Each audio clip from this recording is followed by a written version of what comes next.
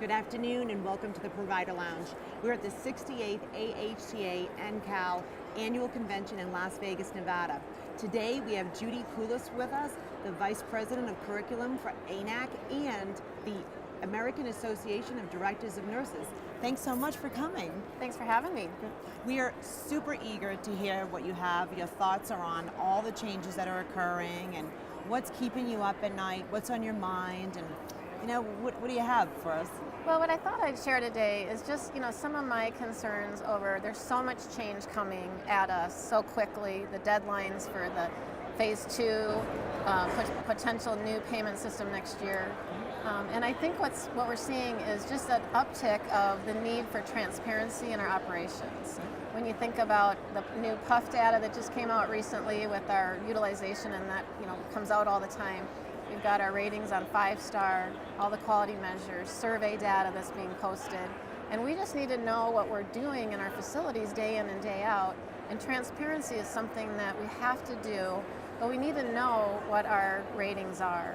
And it's a big challenge to be transparent enough and not too transparent to protect our operations and what is happening. Okay, that's a very good point though. The transparency is critical for the staff members to understand what's going on. The transparency is critical for the consumer, but on the other hand, some transparency may be too much information or too much.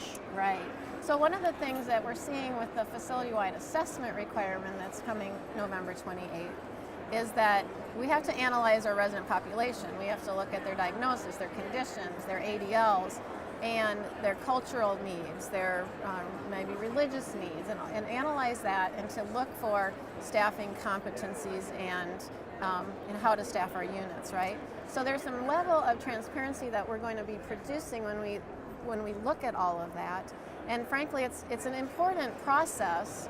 And I know we're hearing how do we do that facility-wide assessment. And as I looked at the interpretive guidelines and looked at what was in the interpretive guidelines, the facility-wide assessment's mentioned over 90 times in 14 of the 22 sections, and it will be mentioned in multiple tags. And so what they're going to look at is, in the new survey process, what did you do if you had an adverse event or an adverse thing happen in the survey process, and then was it addressed in the facility-wide assessment? So getting back to transparency is looking at who we are as an organization, managing who we are, knowing who we are, looking at our data, and then processing it effectively to staff and for our competencies, and documenting that for the facility assessment that goes out. Right. But again, there's the concern of how much information do we share. So we have to do this process, but then we want to be sensitive to what we say we need, and are we doing what we say we need. Right, and I think that for the providers, that we call it like define and refine. Define what your building, your facility has for a population. And one of the conundrums occurs when they think that the data could be extracted, say, from a UBO4, but if your UBO4 doesn't properly reflect the diagnoses, then you're going to be thinking about competencies in a patient mix that may not be reflective of what you really have. So it goes deeper to that.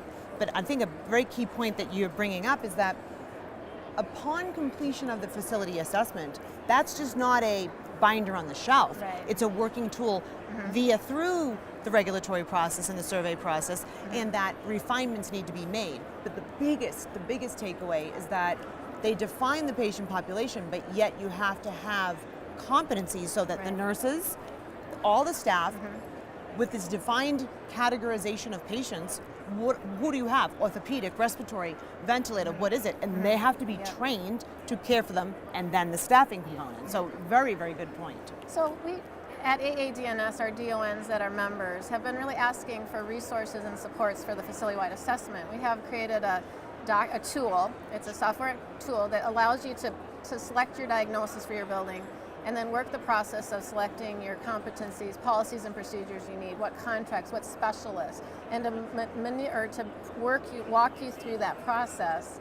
And then it allows you to print a report for the surveyor. And I mention that because it's all about transparency in terms of who we are, what we need to do, and making sure then we dot our I's and cross our T's to know that we've addressed the 100%. Important aspects of what we do. Yeah, it's a big deal. The facility assessment is It's, it's not just the binder on the shelf. Right. It's defining what they are, and we're seeing it across the country. They're coming up with their first round and their first drafts, and like, is this the patient we really serve? And furthermore, if it is, how will that patient population work in the new payment system? Because they may not want to keep that patient population, or they may want to refine it. So excellent information. One other comment you said before, we talked about transparency, data. Data is. I think technology. I mean, when I mentioned a tool or a resource, but we have so much information coming at us. We've got our MDS data. We have our quality measures. We have other reports we're gathering for the new survey process. And I think managing our technology in our building, our electronic health records, and the pharmacy reports. Now, the requirements of participation require do not require us to have certain technology to comply. But when you look at the requirements of what has to be transferred with the resident when you discharge them, the list is so long. How do you do that if you can't pull things out of the electronic health record efficiently?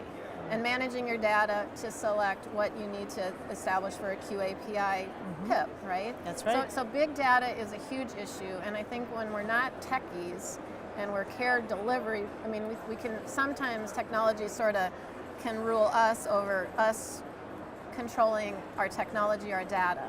And I think a lot of effort needs to go into managing our data, managing our outcomes, and knowing where we're at. And not just the historical data, because QMs are outdated.